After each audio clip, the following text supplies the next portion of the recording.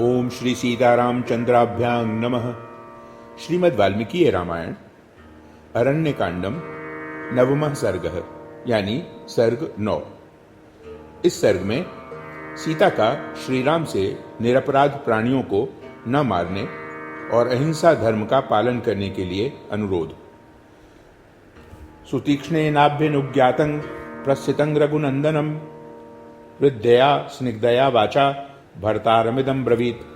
सुतीक्ष्ण की आज्ञा लेकर वन की ओर प्रस्थित हुए अपने स्वामी रघुकुल नंदन श्री राम से सीता ने स्नेह भरी मनोहर वाणी में इस प्रकार कहा। अधर्मं तु सुसूक्ष्मेण विधिना प्राप्यते महान निवृत्तेन च शक्योऽयं व्यसनात् कामजादिह। आर्यपुत्र, यद्यपि आप महान पुरुष हैं तथापि अत्यंत सूक्ष्म विधि से विचार करने पर आप अधर्म को प्राप्त हो रहे हैं। जब काम जनित व्यसन से आप सर्वथा निवृत्त हैं तब यहाँ इस अधर्म से भी बच सकते हैं। त्रिण्येव व्यसनान्यत्र कामजानि भवन्त्युत मिथ्या वाक्यं तु परमं तस्मात् गुरुतरावुभो। परदाराभिगमनं विना वैरं च रौद्रता मिथ्या वाक्यं न ते भूतं न भविष्यति राघव। इस जगत में काम से उत्पन्न होने वाले 3 ही व्यसन होते हैं। मिथ्या भाषण बहुत बड़ा व्यसन है, किंतु उससे भी भारी 2 व्यसन हैं। पर स्त्री गमन और बिना वैर के ही दूसरों के प्रति क्रूरतापूर्ण बर्ताव। रघुनंदन, इनमें से मिथ्या भाषण रूप व्यसन तो न आप में कभी हुआ है और न आगे होगा ही। कृतोभिलषणं स्त्रीणां परेशांग धर्मनाशनम तव नास्ति मनुष्येन्द्र न चाभूत ते कदाचन। मनस्यपि तथा राम न चैतद विद्यते क्वचिद स्वदार निरतश्चैव नित्यमेव नृपात्मज। धर्मिष्ठः सत्यसन्धश्च पितुर्निर्देशकारकः त्वयि धर्मश्च सत्यंच त्वयि सर्वं प्रतिष्ठितम्। पर स्त्री विषयक अभिलाषा तो आपको हो ही कैसे सकती है नरेंद्र। धर्म का नाश करने वाली यह कुत्सित इच्छा न आपके मन में कभी हुई थी, न है और न भविष्य में कभी होने की संभावना ही है। राजकुमार श्रीराम, यह दोष तो आपके मन में कभी उदित नहीं हुआ है, फिर वाणी और क्रिया में कैसे आ सकता है।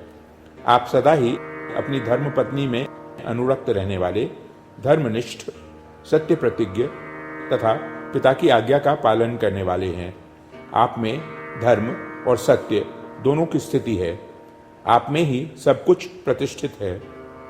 तच्च सर्वं महाबाहो शक्यं वोढुं जितेन्द्रियैः तव वश्येन्द्रियत्वं च जानामि शुभ दर्शन। महाबाहो, जो लोग जितेंद्रिय हैं वे सदा सत्य और धर्म को पूर्ण रूप से धारण कर सकते हैं। शुभदर्शी महापुरुष, आपकी जितेंद्रियता को मैं अच्छी तरह जानती हूँ, इसलिए मुझे विश्वास है कि आप में पूर्वोक्त दोनों दोष कदापि नहीं रह सकते। तृतीयं यदिदं रौद्रं पर प्राणाभिहिंसनम निर्वैरं क्रियते मोहात् तच्चते समुपस्थितम। परंतु दूसरों के प्राणों की हिंसा रूप जो यह तीसरा भयंकर दोष है, उसे लोग मोहवश बिना वैर विरोध के भी किया करते हैं। वही दोष आपके सामने भी उपस्थित है। प्रतिज्ञातस्त्वया वीर दंडकारण्यवासिनां ऋषीणां रक्षणार्थाय वधः संयति रक्षसाम। वीर, आपने दंडकारण्य निवासी ऋषियों की रक्षा के लिए युद्ध में राक्षसों का वध करने की प्रतिज्ञा की है। एतन्निमित्तं च वनं दंडका इति विश्रुतं प्रस्थितस्त्वं सह भ्रात्रा धृतवान शरासनः। इसी के लिए आप भाई के साथ धनुष बाण लेकर दंडकारण्य के नाम से विख्यात वन की ओर प्रस्थित हुए हैं। ततस्त्वां प्रस्थितं दृष्ट्वा मम चिंताकुलं मनः चिंतयन्त्या वै भवेन्निह श्रेयसंहितम्।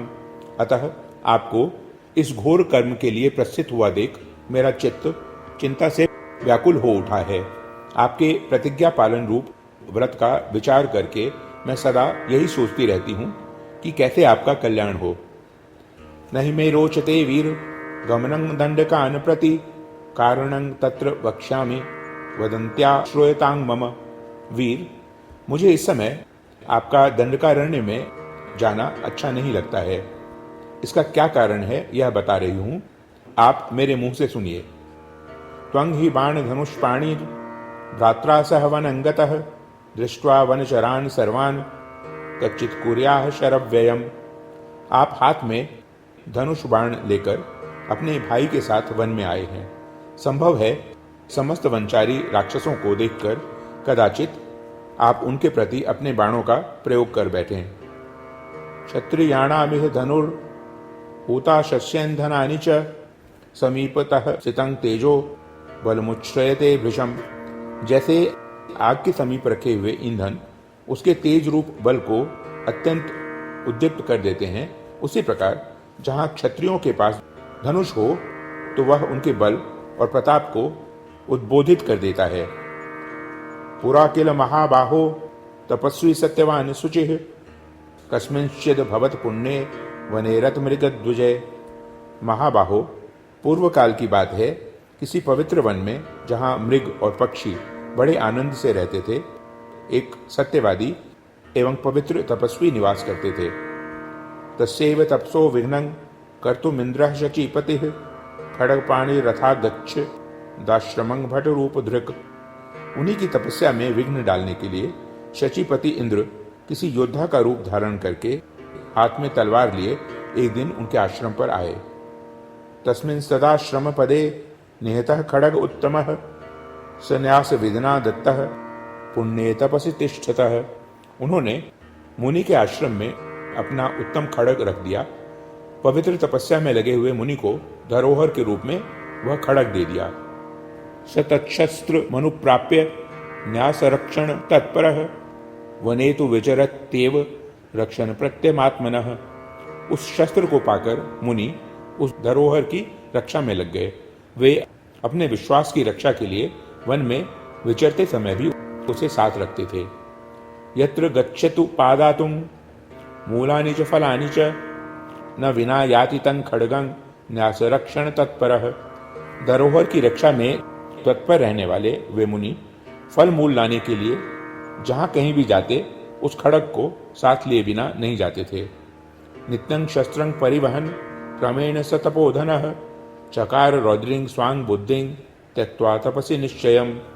तप ही जिनका धन था, उन मुनि ने प्रतिदिन शस्त्र धोते रहने के कारण क्रमशः तपस्या का निश्चय छोड़कर अपनी बुद्धि को क्रूरतापूर्ण बना लिया। ततः स रौद्राभिरतः प्रमत्तो धर्मकर्षितः तस्य शस्त्रस्य संवा साज्यगाम नरकं मुनिः। फिर तो अधर्म ने उन्हें आकृष्ट कर लिया। वे मुनि प्रमादवश रौद्र कर्म में तत्पर हो गए और उस शस्त्र के सहवास से उन्हें नरक में जाना पड़ा। एवमेतत् पुरावृत्तं शस्त्र संयोग कारणम अग्नि संयोग वद्भेतुः शस्त्र संयोग उच्यते। इस प्रकार शस्त्र का संयोग होने के कारण पूर्व काल में उन तपस्वी मुनि को ऐसी दुर्दशा भोगनी पड़ी। जैसे आग का संयोग ईंधनों को जलाने के कारण होता है, उसी प्रकार शस्त्रों का संयोग शस्त्रधारी के हृदय में विकार का उत्पादक कहा गया है। स्नेहाच्च बहुमानाच्च स्मारये त्वां तु शिक्षये न कथंचन सा कार्या गृहीत धनुषा त्वया बुद्धिर्वैरं विना हंतुं राक्षसान् दंडकाश्रितान् अपराधं विना हंतुं लोको वीर न मंस्यते। मेरे मन में आपके प्रति जो स्नेह और विशेष आदर है, उसके कारण मैं आपको उस प्राचीन घटना की याद दिलाती हूँ तथा यह शिक्षा भी देती हूँ कि आपको धनुष लेकर किसी तरह बिना वैर के ही दंडकारण्यवासी राक्षसों के वध का विचार नहीं करना चाहिए। वीरवर, बिना अपराध के ही किसी को मारना संसार के लोग अच्छा नहीं समझेंगे। क्षत्रियाणां तु वीराणां वनेषु नियतात्मनां धनुषा कार्यमेताव दार्तानाम अभिरक्षणम। अपने मन और इंद्रियों को वश में रखने वाले क्षत्रिय वीरों के लिए वन में धनुष धारण करने का इतना ही प्रयोजन है कि वे संकट में पड़े हुए प्राणियों की रक्षा करें। क्वच शस्त्रं क्वच वनं क्वच क्षात्रं तपः क्वच व्याविद्ध मिदमस्माभिर देश धर्मस्तु पूज्यताम। कहाँ शस्त्र धारण और कहाँ वनवास, कहाँ क्षत्रिय का हिंसा में कठोर कर्म और कहाँ सब प्राणियों पर दया करना रूप तप, ये परस्पर विरुद्ध जान पड़ते हैं। अतः हम लोगों को देश धर्म का ही आदर करना चाहिए। यानी इस समय हम तपोवन रूप देश में निवास करते हैं, अतः यहाँ के अहिंसा में धर्म का पालन करना ही हमारा कर्तव्य है। कदर्य कलुषा बुद्धिर जायते शस्त्र सेवनात् पुनर्गत्वा त्वयोध्यायां शत्रु धर्मं चरिष्यसि। केवल शस्त्र का सेवन करने से मनुष्य की बुद्धि कृपण पुरुषों के समान कलुषित हो जाती है। अतः आप अयोध्या में चलने पर ही पुनः छात्र धर्म का अनुष्ठान कीजिएगा। अक्षया तो भवेत् प्रीतिः स्वश्रुष्वचुरयोर्मम यदि राज्यं हि सन्न्यस्य भवेस्त्वं निरतो मुनिः। राज्य त्याग कर वन में आ जाने पर यदि आप मुनिवृत्ति से ही रहें तो इससे मेरी सास और श्वशुर को अक्षय प्रसन्नता होगी। धर्मादर्थः प्रभवति धर्मात् प्रभवते सुखम धर्मेण लभते सर्वं धर्मसारम इदं जगत। धर्म से अर्थ प्राप्त होता है, धर्म से सुख का उदय होता है और धर्म से ही मनुष्य सब कुछ पा लेता है। इस संसार में धर्म ही सार है। आत्मानं नियमैस्तैस्तैः कर्षयित्वा प्रयत्नतः प्राप्तये निपुणैर्धर्मो न सुखाल्लभते सुखम। चतुर मनुष्य भिन्न भिन्न वानप्रस्थोचित नियमों के द्वारा अपने शरीर को क्षीण करके यत्नपूर्वक धर्म का संपादन करते हैं, क्योंकि सुखदायक साधन से सुख के हितभूत धर्म की प्राप्ति नहीं होती। नित्यं शुचिमतिः सौम्य चर धर्मं तपोवने सर्वं तु विदितं तुभ्यं त्रैलोक्यामपि तत्त्वतः। सौम्य प्रतिदिन शुद्ध चित्त होकर तपोवन में धर्म का अनुष्ठान कीजिए। त्रिलोकी में जो कुछ भी है आपको तो वह सब कुछ यथार्थ रूप से विदित ही है। स्त्री चापलादेत दुप्राहृतं मे धर्मं च वक्तुं तव कः समर्थः विचार्य बुद्ध्या तु सहानुजेन यद रोचते तत् कुरु माचिरेण। मैंने नारी जाति की स्वाभाविक चपलता के कारण ही आपकी सेवा में ये बातें निवेदन कर दी हैं। वास्तव में आपको धर्म का उपदेश करने में कौन समर्थ है? आप इस विषय में अपने छोटे भाई के साथ बुद्धिपूर्वक विचार कर लें, फिर आपको जो ठीक जंचे उसे ही शीघ्रतापूर्वक करें। इत्याशे श्रीमद् रामायणे वाल्मीकिये आदि काव्ये अरण्य कांडे 9वां सर्ग। इस प्रकार श्री वाल्मीकि निर्मित आश रामायण आदि काव्य के अरण्य कांड में 9वां सर्ग पूरा हुआ। ओम